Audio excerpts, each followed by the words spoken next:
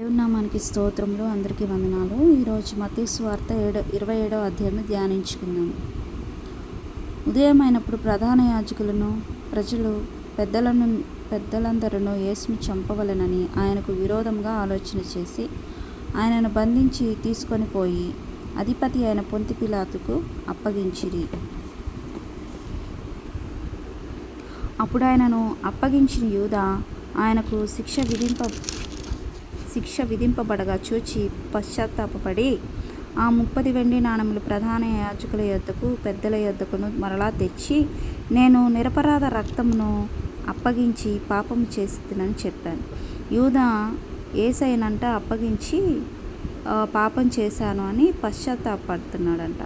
కాబట్టి నేను నిరపరాధ రక్తము అంటే అపరాధము, తప్పు లేని రక్తము, పాపము లేని రక్తము అని నిరపరాధ రక్తమును అప్పగించి పాపము చేశాను అని యూదా మాట్లాడుతుండగా వారు దానితో మాకేమి అని అన్నారంట.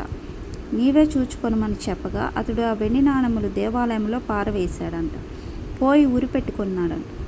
ప్రధాన యాజకులు ఆ వెండి నాణెములు తీసుకొని, ఇవి రక్తక్రయధనము కనుక వీటిని కానుక పెట్టెలో వేయతగదని చెప్పుకొన్నారు. కాబట్టి వారు ఆలోచన చేసి వాటినిచ్చి పరదేశులను పాతిపెట్టుటకు కుమ్మరి వాని పొలము కొనిరి. అందువలన నేటి వరకు ఆ పొలము రక్తపు పొలమనబడుచున్నది అని దేవుని వాక్యం చెప్తుంది. అప్పుడు విలువ కట్టబడిన వాని అనగా ఇశ్రాయేలులో కొందరిని విలువ కట్టిన వాని క్రయధనమైన 30 వెండి నాణెములు తీసుకొని, ప్రభువు నాకు నియమించిన ప్రకారము వాటిని కుమ్మరి వాని పొలమునకిచ్చిరి అని ప్రవక్త అయిన ఇర్మియా ద్వారా చెప్పబడినది నెరవేరెను. 11వ వచనం. యేసు అధిపతి ఎదుట నిలిచెను. అప్పుడు అధిపతి, యూదుల రాజు నీవేనా అని ఆయనను అడుగా, యేసు అతన్ని చూచి నీవన్నట్టే అనెను. ప్రధాన యాజకులను పెద్దలను ఆయన మీద నేరము మోపినప్పుడు ఆయన ప్రత్యుత్తరం ఏమీ ఇయ్యలేదు. కాబట్టి పిలాతు, నీ మీద వీరెన్ని నేరములు మోపుచున్నారో నీవు వినలేదా అని ఆయనను అడిగాడంట పిలాతు. అయితే ఆయన ఒక మాటకైనను అతనికి ఉత్తరం ఇయ్యలేదు గనుక అధిపతి మిక్కిలి ఆశ్చర్యపడెను. యేసయ్య మీద అక్కడున్న వాళ్ళందరూ ఎన్నో నేరాలు మోపారంట.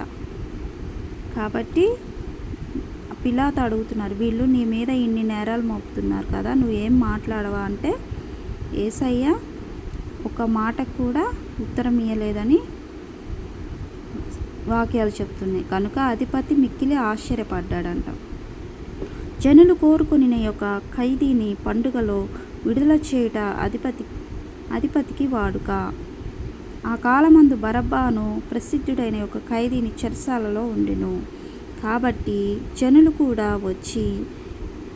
కూడా వచ్చినప్పుడు పిలాతు, నేనెవరిని విడుదల చేయవలనని మీరు కోరుచున్నారు, బరబ్బనా లేక క్రీస్తనబడిన యేసునా అన్నాడంట. అందుకు అక్కడున్న వాళ్ళందరూ, ఏలయనగా వారు అసూయ చేత ఆయనను అప్పగించిరని అతడు ఎరిగి ఉండెను. అతడు న్యాయపీఠము మీద కూర్చుండి ఉన్నప్పుడు అతని భార్య, నీవు ఆ నీతిమంతుని జోలికి పోవద్దు. ఈ ప్రొద్దు ఆయన గూర్చి నేను కలలో మిక్కిలి బాధపడి తిని అతని యొద్దకు వర్తమానము పంపెను అని ఆయన భార్య వర్తమానం పంపిందంట. కాబట్టి ఎవరికి? పిలాతుకి. ఆ నీతిమంతు జోలికి వెళ్ళొద్దు, ఆయన గురించి ఆమె మిక్కిలి కలలో బాధపడిందని ఆయనకి రాజుకి వర్తమానం పంపి. కాబట్టి ప్రధాన యాజకులను పెద్దలను బరబ్బను విడిపించమని అడుగుటకును యేసు సంహరించుటకును జనసమూహములను ప్రేరేపించిరి. బరబ్బను విడిపించి యేసును సంహరించాలని జనసమూహాలు అందరూ వచ్చిన వాళ్ళు ప్రేరేపించారంట. అందుకని అధిపతి, ఈ ఇద్దరిలో నేనెవరిని విడుదల చేయవలనని మీరు కోరుచున్నారని వారిని అడగగా వారు బరబ్బనే అని అనిరి. కాబట్టి బరబ్బనే విడుదల చేయండి అని అన్నారంట. అందుకు పిలాతు, అలాగైతే క్రీస్తనబడిన యేసు ఏమి చేతుమని వారిని అడగగా సిలువ వేయమని అందరూ చెప్పారంట. అధిపతి ఎందుకు ఇతడు ఏ దుష్కార్యం చేసినని అడగగా వారు సిలువ వేయమని మరి ఎక్కువగా కేకలు వేశారంట. పిలాతు అల్లరి ఎక్కువచున్నదే కానీ తన వలన ప్రయోజనం ఏమీ లేదని గ్రహించి నీళ్లు తీసుకొని జనసమూహం ఎదుట చేతులు కడుక్కొని, ఈ నీతిమంతుడి రక్తమును గూర్చి నేను నిరపరాధిని, మీరే చూచుకొనుడని చెప్పాడంట పిలాతు. కాబట్టి నీళ్లు తీసుకొని తన చేతులు కడుక్కున్నాడంట. ఈ రక్తము వలన నేను నిరపరాధిని అని రక్తమును గూర్చి అని ఆయన నీళ్ళలో చేతులు కడుక్కున్నాడంట. కాబట్టి అందుకు ప్రజలందరూ వాని రక్తము మా మీదకి మా పిల్లల మీదకి ఉండునుగాక అన్నారంట. ఎంత మూర్ఖమైన తరము వారు! వాళ్ళ మీదకే కాక వాళ్ళ పిల్లల మీద కూడా ఆయన రక్తము ఉండునుగాక అని అక్కడ ప్రజలు అన్నారంట. ఎంత మూర్ఖతరము, ఎంత పాపిష్టి జనాంగమో! ఒక మనిషికి ఏదన్నా హాని జరిగితేనే మనం చూస్తూ ఉండలేము. అంత ఆయన యందు ఏ తప్పు లేదు. అలాంటి యేసయ్యని ఎంత క్రూరంగా హింసించి చంపారో సిలువ వేసి. కాబట్టి వాళ్ళే చెప్తున్నారంట, ఈ రక్తము మా మీదకి మా పిల్లల మీద ఉండునుగాక అని. కాబట్టి అప్పుడు అతడు వారు కోరినట్టు బరబ్బను వారికి విడుదల చేసి యేసును కొరడాలతో కొట్టించారంట. కొరడాలతో కొట్టించి సిలువ వేయనప్పగించెను. కొరడాలతో కొట్టి బాగా తర్వాత సిలువ వేశారంట.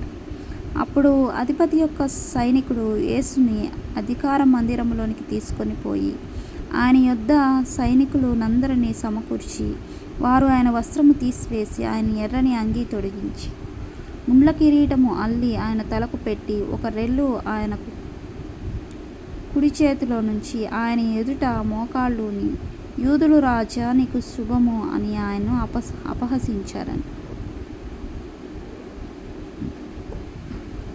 యూదులు రాజా నీకు శుభము అని ఆయన్ని అపహసించారంట. కాబట్టి దేవుడు ఎంత దుఃఖపడి ఉంటారు వాళ్ళని బట్టి.